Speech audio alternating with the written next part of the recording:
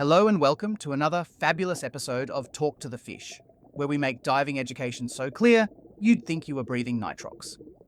It's part 3 of our decompression series, folks. Nothing says fun underwater show like physics equations and gas laws, am I right? My brain is already getting the bends just thinking about it. Alright divers, physics just got personal today. Let's explore how the pressure directly affecting the volume of gases impacts us as divers and how it connects to the bigger picture of decompression theory. Oh man, my brain cells are already trying to swim away. First off, Boyle's law has immediate impacts underwater. Our bodies contain several air spaces, ears, sinuses, mask space, and lungs, that feel compression during descent.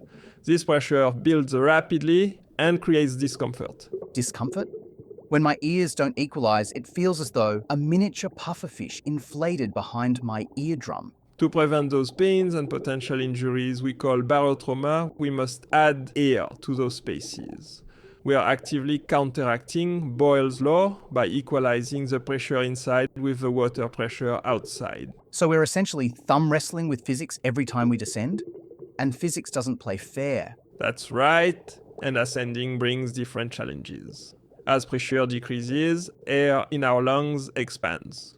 Holding your breath during ascent could overinflate your lungs and cause serious injury. The infamous never hold your breath rule. Nobody wants lungs that pop louder than a bubble wrap convention. This is why exhaling during ascent becomes crucial. We are managing the physical volume change caused by those same pressure changes that drive inert gas problems. So our bodies are basically pressure vessels negotiating with the laws of physics? Talk about high-stakes diplomacy. Indeed, understanding these immediate effects are not theoretical concerns. They happen with every dive. And this is why diving feels so magical, yet demands respect. Okay, gas volume handled. Regis, what depths of diving science are we plumbing next? Let's swim into air consumption and how it connects to decompression theory. Many divers miss this crucial relationship between how fast we breathe through our tanks and safety. Oh, air consumption. The reason my dive buddy calls me vacuum gills. It circles back to Boyle's law again. When we descend, our regulator delivers air at the same pressure as the water around us. At 10 meters, we are breathing twice as dense air as at the surface. So my lungs think everything's normal, but my tank knows I'm secretly inhaling double. That's it. At 30 meters, you're breathing 4 times as much air with each breath compared to the surface. Your normal breathing pattern uses gas much faster at depth. Wait, so when instructors harp on about conservative depth limits, they're not just being cautious, they're being economical too. They sure are. Here's where air consumption meets decompression.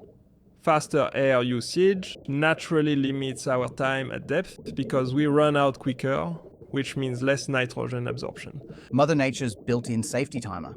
Sorry, diver, time to head up. Your tank said so. That's quite brilliant when you think about it. It works wonderfully. Less time at depth means less time for nitrogen to saturate our tissues. Boyle's law indirectly protects us by forcing shorter exposures when diving deeper. So my tiny fish lungs aren't a disadvantage. They're a safety feature. Next time my buddy teases me about surfacing early, I'll explain I'm just respecting physics. Your tissues will thank you.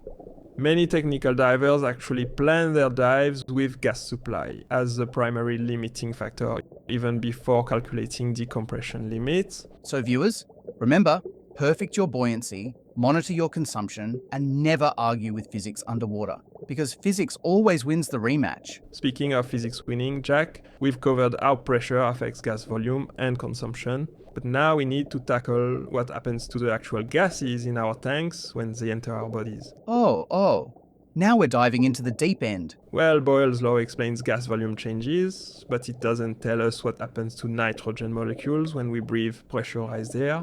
They don't just stay in our lungs, they go on quite a journey. So these nitrogen molecules become tiny underwater tourists exploring our bodies. That sounds both fascinating and terrifying. That's a perfect way to put it. Under pressure, these gas molecules actually dissolve into our bloodstream and tissues, similar to how CO2 dissolves in soda. Wait, so you're saying we become human soda cans at depth? No wonder divers get fizzy when they ascend too quickly. Exactly what happens.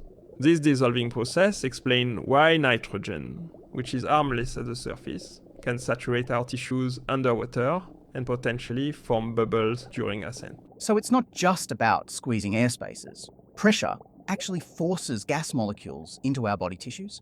That's the root of decompression sickness. Next time, we'll explore how understanding this absorption process is crucial for planning safe ascents and avoiding the bends. I can't wait to learn how to stop myself from turning into underwater champagne. That's all for today's deep dive into decompression theory.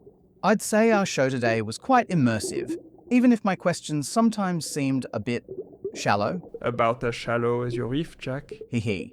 I've grown quite accustomed to your tide of wisdom, Regis. Tune in next week when we explore the mysteries of underwater navigation, or as I call it, not getting lost beyond the coral. Until then, happy diving and keep making more bubbles than excuses. Forget all the troubles and blues. Dive into the blue. Oh yes, talk to the fish.